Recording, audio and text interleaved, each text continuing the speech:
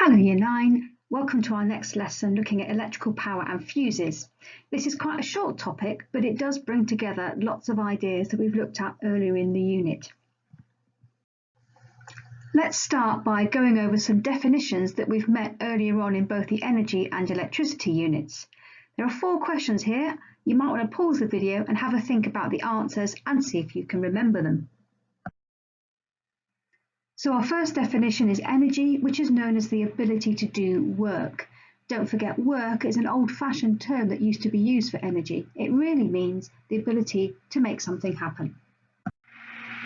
I hope you will remember that the unit for energy is joules, and of course capital J because it's somebody's name.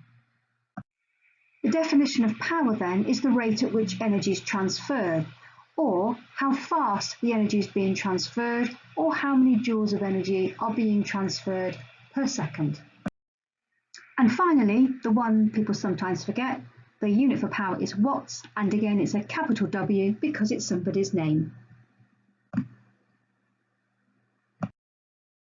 Okay, so in this lesson I'm going to show you how we derive the equations for power from the ones that we already know.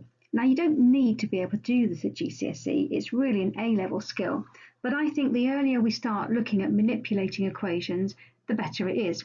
So if you don't understand this fully, don't worry. The main aim for today is for you to be able to understand how to use the equations. So we're going to start off with one that we already know. We know that voltage is defined as the amount of energy transferred by each unit of charge, and that gives us the equation V equals E divided by Q, which is this one here. If I rearrange that, I can then turn it into E equals V times Q. So energy is voltage times by charge. If I then go back to my definition of power that we've just looked at, it's the rate of transfer of energy. So P equals E divided by T, that's this equation here. Again, this is one we met in the energy topic. And I now want to put them together.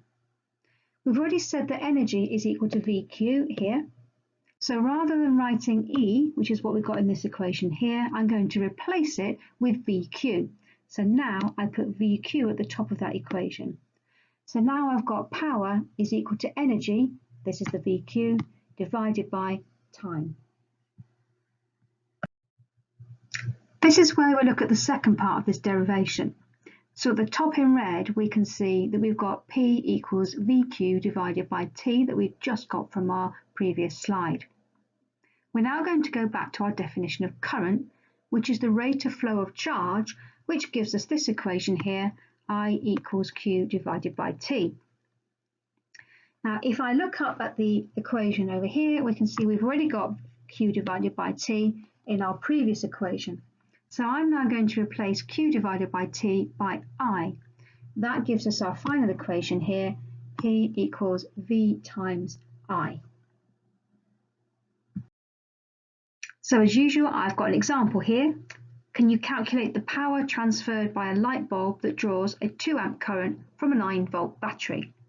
So we're using the equation P equals VI, and then as usual, we put the numbers in underneath. 9 times 2 multiplied together gives us 18 watts. And don't forget, as I'm always saying, we always write out the equation, the working, the answer, and the units to get full marks. The equation P equals VI can also be used to help us work out what fuse we would need in a plug. Now we know that the voltage supplied to our homes is 230. If we also know the power rating of an appliance, we can work out the current that's flowing through it.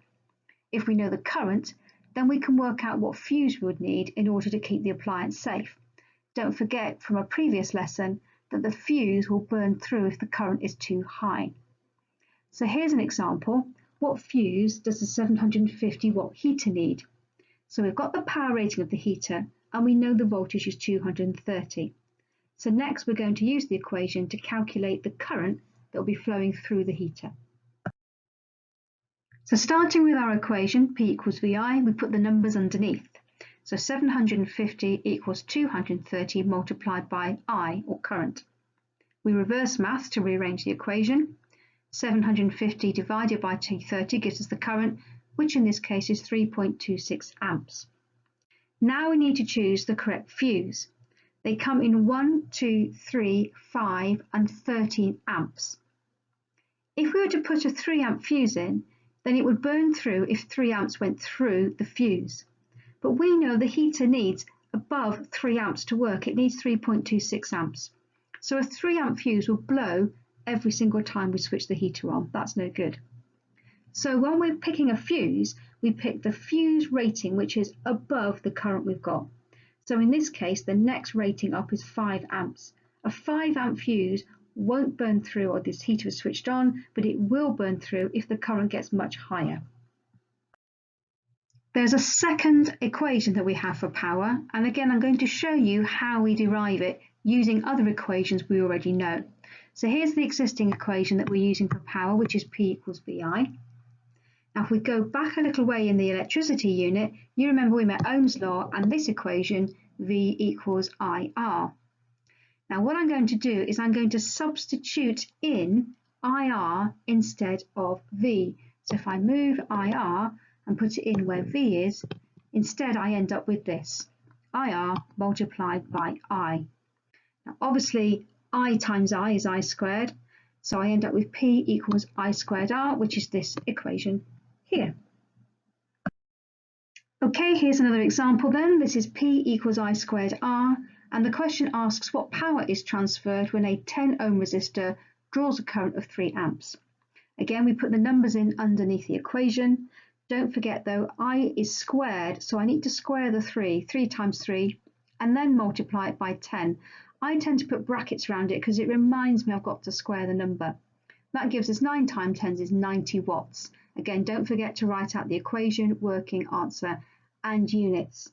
Obviously, the most common mistake here is to forget to square the current. So that's the end of that really quite short lesson on power and energy in electrical circuits. There are 2 worksheets attached to show my homework. I'd like you to work through those. The second video then goes through the answers.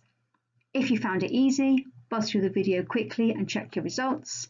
If you had difficulties or couldn't do any of it, then I go through each question in the video showing you how to do it, so you can check where you went wrong or get some help with doing the questions. Finally, there'll be a quiz as usual, so I look forward to seeing your answers and how you got on.